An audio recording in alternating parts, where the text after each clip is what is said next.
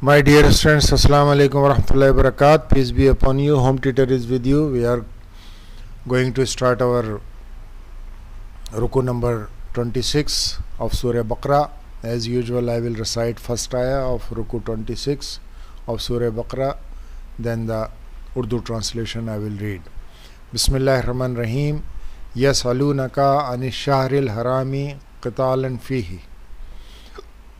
Qul قتال فيه كبير وصد عن سبيل الله وكفر به والمسجد الحرام وإخراج أهله منه أكبر عند الله والفتنة أكبر من القتل ولا يزالون يقاتلونكم حتى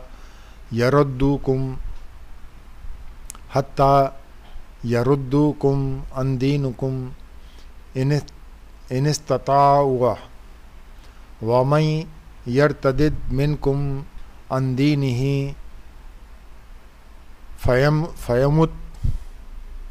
فيمت وهو كافر فأولئك حبطت أعمالهم في الدنيا والآخرة وأولئك أصحاب النار هم فيها خالدون. یہ 217 آیا ہے، لٹل بٹ بگ لیندی، لیکن یہ سب ساری ہدایات ہیں جو اللہ تعالیٰ دے رہے ہیں انسان کو. لوگ پوچھتے ہیں ماہ حرام میں لڑنا کیسا ہے؟ کہو اس میں لڑنا بہت برا ہے، یعنی کہ حرمت والے مہینے، احترام والے مہینے. مگر راہ خدا سے لوگوں کو روکنا اور اللہ سے انکار کرنا اور مسجد حرام کا راستہ خدا پرستوں پر بند کرنا، یعنی کہ اللہ کے ماننے والوں پر بند کرنا، اور حرم کے رہنے والوں کو وہاں سے نکالنا اللہ کے نزدیک اس سے بھی زیادہ برا ہے، اور فتنہ قتل سے بڑا گناہ ہے. دیکھیں، جو ایسی بات جس سے آپس میں جھگڑے ہوں وہ فتنہ کہلاتا ہے، اور یعنی کہ یا جھوٹی بات یا کوئی اس طرح کی بات کہ بھئی آپس میں ناتفاقیاں پیدا ہوں، تو اللہ تعالیٰ فرما رہے ہیں وہ قتل سے بھی بڑا گناہ ہے. یا لڑائی جھگڑا وہ قتل سے بھی بڑا گناہ ہے. وہ تو تم سے بڑے لڑے ہی جائیں گے، یہاں تک کہ اگر ان کا بس چلے تو تمہیں اس دین سے پھیر لے جائیں. اور یہ خوب سمجھ لو، تم میں سے کوئی اس دین سے پھرے گا اور کفر کی حالت میں جان دے گا، اس کے اعمال دنیا اور آخرت دونوں میں برباد ہو جائیں گے.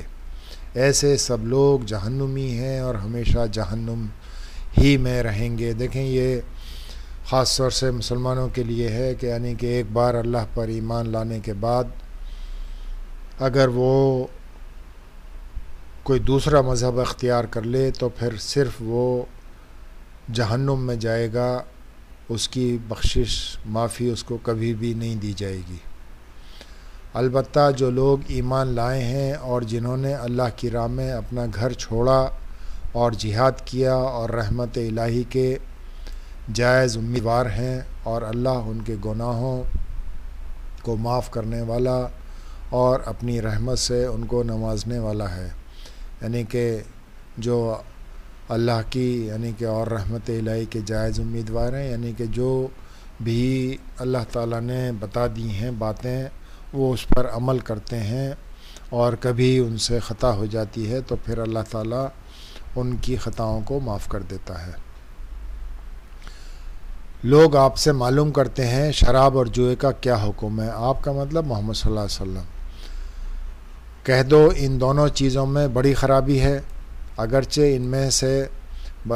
ان میں لوگوں کے لیے کچھ فائدے بھی ہیں، مگر ان کا گناہ ان کے فائدے سے بہت زیادہ ہے.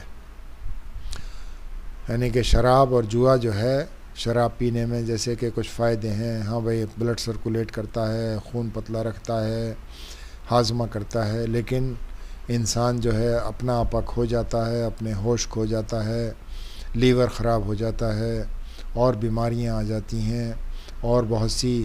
تو اسی وجہ سے کہا گیا ہے کہ یہ سب گناہ کے کام ہیں. اور لوگ پوچھتے ہیں ہم اللہ کی راہ میں کیا خرچ کریں؟ کہو جو کچھ تمہاری ضرورت سے زیادہ ہو اس طرح اللہ تمہارے لیے صاف صاف احکام بیان کرتا ہے تاکہ تم سوچو دنیا اور آخرت کے بارے میں، اور لوگ تم سے یتیموں کے بارے میں سوال کرتے ہیں۔ یتیم یعنی کہ جو چھوٹے بچے ان کے والدین مر گئے وہ یتیم کہلاتے ہیں۔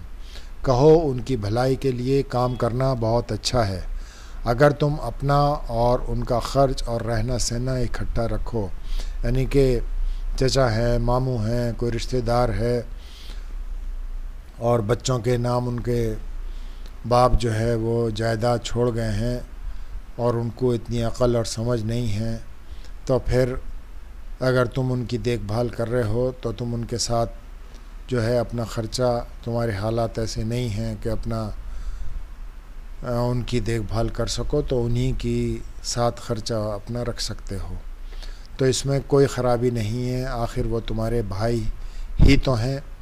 برائی کرنے والے اور بھلائی کرنے والے دونوں کا حال اللہ خوب جانتا ہے، یعنی کہ نیت، یعنی کہ اگر ہماری نیت ان سے دھوکہ کرنے کی، ان کا مال قبض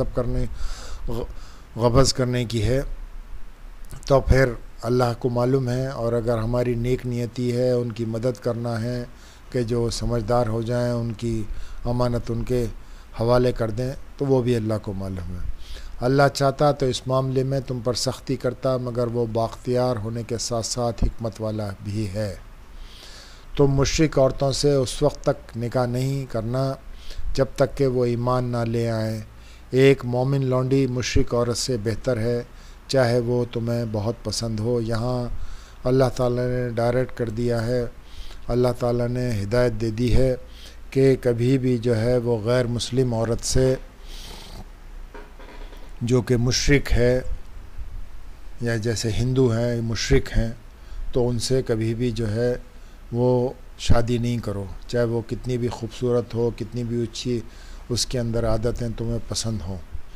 اور اپنی عورتوں کے نکاح مشرک مردوں سے کبھی نہ کرنا جب تک کہ وہ ایمان نہ لے آئیں۔ ایک مومن غلام مشرک مرد سے بہتر ہے، اگرچہ وہ تمہیں بہت پسند ہو۔ یہ لوگ تمہیں آگ کی طرف بلاتے ہیں۔ اسی طریقے سے بتایا جا رہا ہے کہ اپنی لڑکیوں کی شادیاں بھی جو ہے وہ اب تو جو مشرک جو شرک کرتا ہے، اللہ کے ساتھ شریک کرتے ہیں، ان کے ساتھ نہیں کرنا چاہیے، خاص طور سے جو ہندو ہیں ان کے ساتھ کبھی بھی نہ کریں، چاہے وہ لڑکا تمہیں کتنا بھی پسند ہو، لڑکی کو کتنا بھی پسند ہو، کسی حالت میں نہیں کرنا چاہیے، ورنہ وہ تمہیں جو ہے وہ آگ کی طرف بلائیں گے، تمہیں جہنم کی طرف بلائیں گے اور تم جہنم میں داخل ہو جاؤ گے ان کی باتیں مان کر کے۔ اور اللہ اپنے حکم سے تم کو جنت اور مغفرت کی طرف بلاتا ہے، اور وہ اپنے احکام صاف طور پر لوگوں کے سامنے بیان کرتا ہے تاکہ وہ نصیحت قبول کریں۔ تو یہ ہمارا رکوع 27 پورا ہو گیا۔ وآخر دعوانا ان الحمد للہ رب العالمین۔ We will close our talk or prayer with the praise to Allah, Lord of the worlds.